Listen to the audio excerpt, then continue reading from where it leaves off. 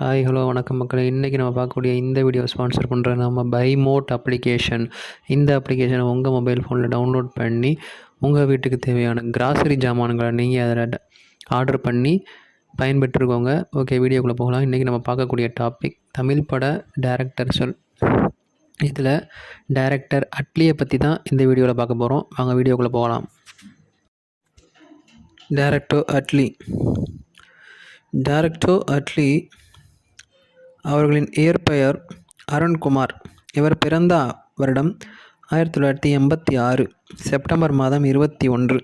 இவர் ஒரு இந்திய திரைப்பட இயக்குனர், திரைக்கதை எழுத்தாளர் மற்றும் திரைப்பட தயாரிப்பாளர் ஆவார். இவர் ஆரம்பத்தில் எஸ். சங்கரின் கீழ் எந்திரன் மற்றும் நண்பன் ஆகிய படங்களில் உதவி இயக்குனராக பணியாற்றினார். தொழில் ரீதியான வரலாறு. அட்லி தனது 25வது வயதில் எந்திரன் மற்றும் 3 Idiots ஹிந்தி படத்தின் ரீமேக்கான நண்பன் ஆகிய படங்களுக்கு இயக்குனர் எஸ். சங்கரிடம் உதவி இயக்குனராக தனது வாழ்க்கையை தொடங்கினார்.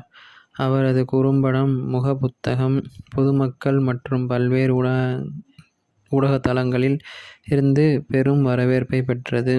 2013ஆம் ஆண்டு ஏ.ஆர். முருகதாஸ் தயாரித்த ரோம் காம் ராஜா ராணி மூலம் அட்லி இயக்குனராக அறிமுகமானார்.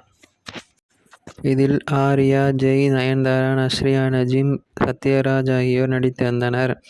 இது பாக்ஸ் ஆஃபிஸில் 50 கோடிகளுக்கு மேல் சம்பாதித்தது மற்றும் விஜய் விருதுகளில் சிறந்த அறிமுக இயக்குனருக்கான விருதை வென்றார். ராஜா ராணியின் வெற்றியை தொடர்ந்து அட்லி தனது அடுத்த படமான தெறி படத்தை இயக்கத் தொடங்கினார். இது கலைப்புலி எஸ். தானுவின் தயாரிப்பில் விஜய், சமந்தா மற்றும் எமி ஜாக்சன் ஆகியோர் முக்கிய வேடங்களில் நடித்துள்ளனர்.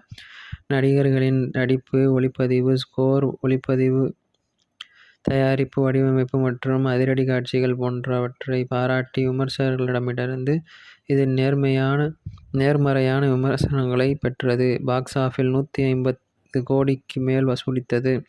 வணிக ரீதியாக மிகப்பெரிய வெற்றியை பெற்றது மற்றும் 2016ஆம் ஆண்டு இரண்டாவது அதிக வசூல் செய்த தமிழ் படம் என்ற பெருமையை பெற்றது.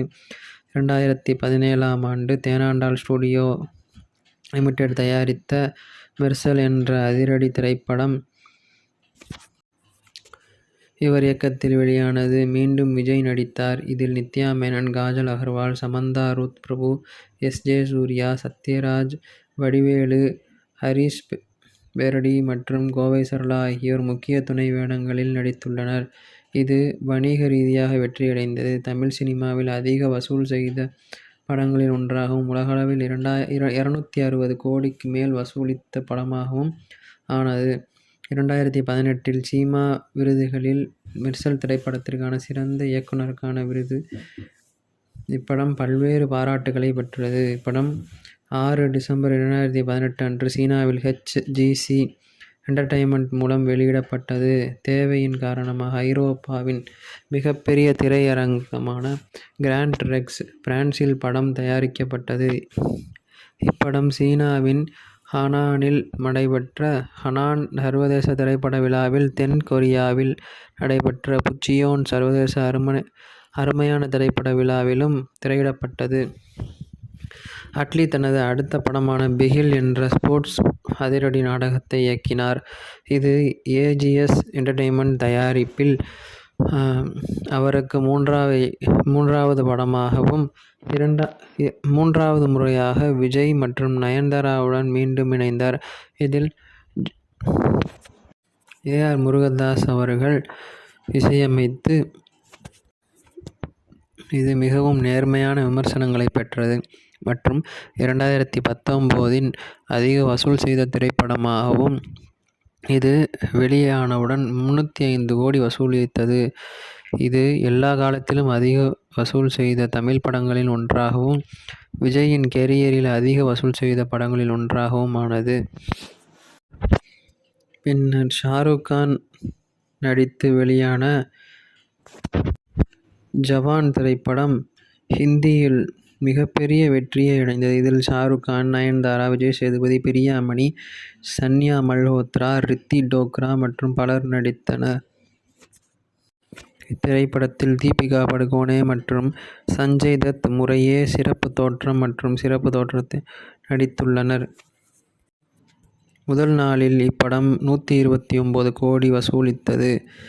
இதன் தொடக்க வார இறுதியில் உலகம் முழுவதும் 520 கோடிகளை வசூலித்தது. அதன் முழு ஓட்டத்தில் உலகளவில் சுமார் 1150 கோடிகளை ஈட்டியது மற்றும் பாக்ஸ் ஆபீஸில் அனைத்து நேர பிளாக்பஸ்டர் ஆனது. இதுவே இவரின் வரலாறு ஆகும். நன்றி, வணக்கம்.